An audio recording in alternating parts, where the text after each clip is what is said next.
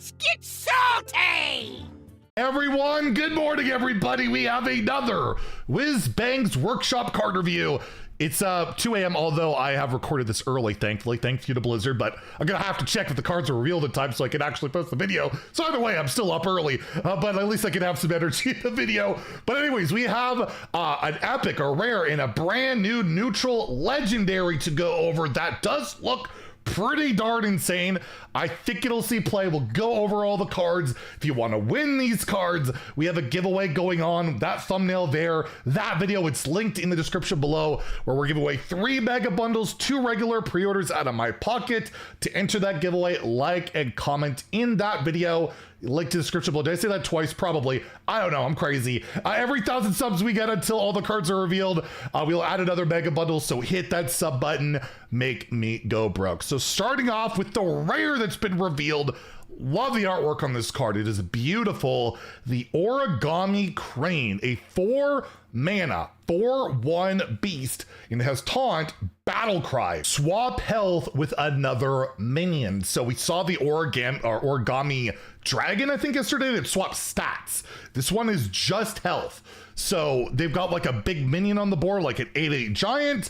I play this, my Crane's got a 4/8 stat line, and that giant becomes an 8/1, and maybe I can ping it, put a token into that, kill it. So it's kind of like a quality type of effect, you know, that can be a nice removal, but it's not very efficient at 4 mana, very reliant typically on your opponent having a big minion. You could swap it with your own minions. You want to build a big taunt, but again, it'll, you know, neutralize your own minions. So that's kind of anti-synergistic. To me, it seems a little too situational for standard play, like that dragon earlier. I guess they're doing a bunch of these swap mechanics for like a theme of this expansion. And like, if it, I don't know, it just feels like, again, cards like this, where if I play it by itself, obviously it's bad. And I have to rely on my opponent for the most part to play a relatively well-healthed minion for me to swap it with and have a good taunt and all that. It is a beast, it's a taunt, there's synergies with it. I just feel like in your standard constructed deck, which these days require such insane optimization, synergies, and everything going on, this probably doesn't warrant a spot. It'll probably be a decent created by option in certain situations, but unless the meta is just a lot of big minions and this is just a really good meta call, I think this more or less just won't make the standard cut. So I'll give it a 2 out of 5 in standard, a 2 out of 5 in wild, but in arena, I could absolutely see this being like super annoying and quite good, because like, yeah, you neutralize a big minion where you actually want to play big minions.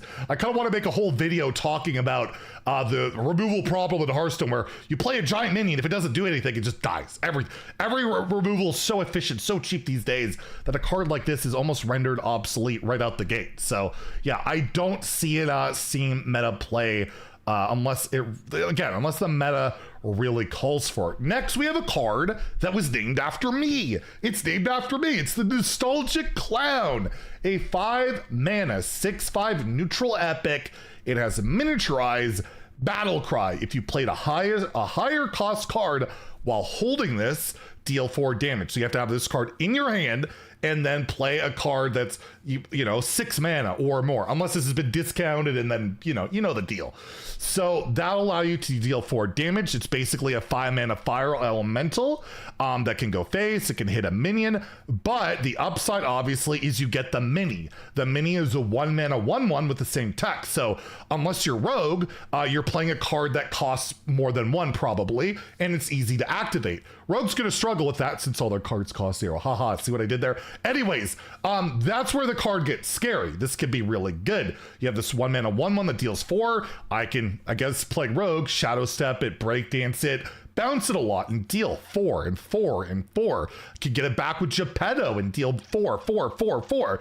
That can stack up. This is a card I hate to sleep on, because it's a card that can deal face damage, can do it cheaply once you get it going. The only issue is every time you kind of generate this, you have to play a card that costs more. So like, I Geppetto it, then I gotta play a 2 mana card, then I could activate all my 1 cost cards. So is it going to be a meta card? It's one I just don't like sleeping on.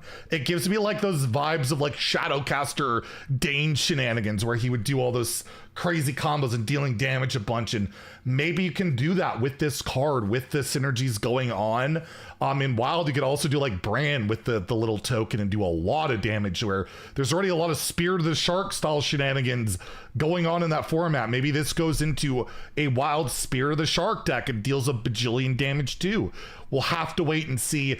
I'm gonna give it a 2 out of 5 in Standard and Wild. I think it is too clunky, a bit too expensive to be that degenerate kind of OTK thing, but I could easily be wrong on this card. This one does scare me, where it could represent just so much damage by repleting these clowns over and over that we might get a Zeddy rant or a nostalgic clown rant about this nostalgic clown. So we'll see. But yeah, look out for this card. This one actually has me a little bit spooked, and not just because clowns scare me or anything like that. And then lastly, we have I think the final neutral legendary reveal. I'm not entirely sure, but I think it is Lena, the shop manager, a 6 mana 3/3 legendary minion. Whenever you cast a spell, fill your board with random minions of that cost. So I play like Lena in the coin or backstab or prep, right? A 0 mana spell. I could just immediately get a full board of like Snow Flipper Penguins or whatever 0 cost minions are in the pool at the time. That's just a lot of stats, right? It's not amazing. It's okay. But then it just gets better and better. Like a 1 mana spell, 2 mana spell, you get like a full board of 2 drops, 3 drops. Somehow this lives and you play a 10 mana spell and you get a full board of Tarantuses and Deathwings or whatever. That's pretty crazy. And this gives classes that normally don't have access to making a big wide board, right? Like Warrior, outside of them getting Trial by Fire recently, never really had a card that lets them go wide. Would they want to go wide? I don't know. But like this could go into a Paladin deck. You don't clear that board, they Crusader or you and murder you. I don't want to sleep on a card that just presents and represents so many stats. And if it somehow lives another turn, it just refills. It's not a one-time effect. It's whenever. It's a must kill, although at 3/3 for 6 mana, pretty easy to kill it. Must kill target that, you know, gives a giant board that also has to be dealt with at the same time. Is it going to be an oppressive, really strong, see played a ton of decks type of legendary? I don't think so, but I do think this absolutely can factor into token decks, into any deck that really likes to fill that board, get a bloodlust type of, you know, synergy going on of killing your opponent. And it's just any 0 mana spell just fills the board right away.